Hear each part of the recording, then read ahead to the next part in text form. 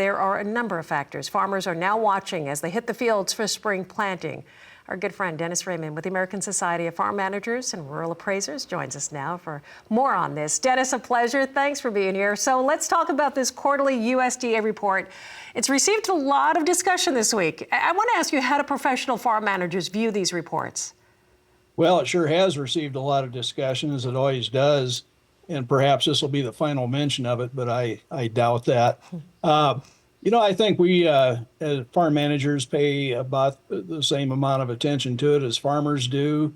It's always look forward to the monthly and the quarterly reports.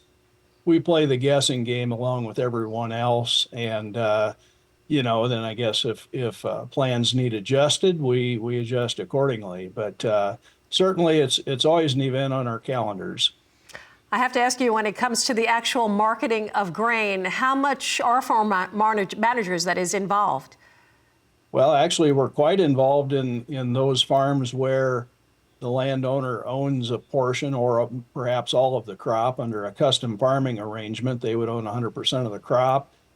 And in all cases, we either assist or advise or take care of all the marketing. And that would be the majority, actually. We take care of all the marketing on most of the farms we manage. And so therefore, we're watching this daily. We formulate a marketing plan and a budget. But the marketing plan begins to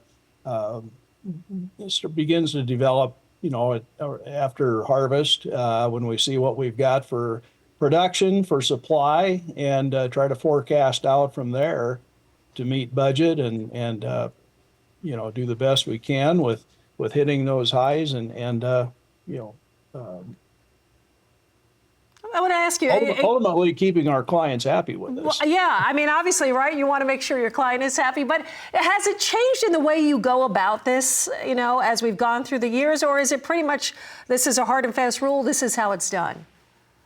I had a client one time years ago who told me if I sold 25% of the forecasted crop before we plant, 25% before we harvest, 25% before we plant the next crop, 25% before we harvest the next crop, he would never complain. And he had enough bushels, I could break that into a couple segments each. And, over the years, it worked out very well. And I've advised other clients to take up a similar program. But I think in the way that it's changed is that crop insurance plays a bigger role in how we look at marketing. And also, I think that people have gotten a little more advanced in re-owning, whether it's forward contract or contracts on the board or options. I think there's a little more of that activity going on with farm management clients. Yeah, I was going to ask you, Dennis, obviously with part of the American Society of Farm Managers and Rural Appraisers, do you guys really talk to each other when it comes to kind of working these numbers out? Everybody kind of work together and kind of play off each other a little bit? A little bit, but not to the extent that you might think. I guess each company is a little bit proprietary as far as what their thoughts and opinions are. But when we get together, we certainly exchange ideas and opinions on what we think the market is doing, where we're at as far as how far along we are in selling. And it's not uncommon that we'd pick up the phone and maybe discuss it with somebody in Illinois, Ohio, another state, just kind of get a boots on the ground perspective from someone else that we know and trust. Absolutely. I think that would be so helpful. I have to ask you, where you are, how is planting season looking at this point for you? It looks great right now. It's wet. It's been raining this past week.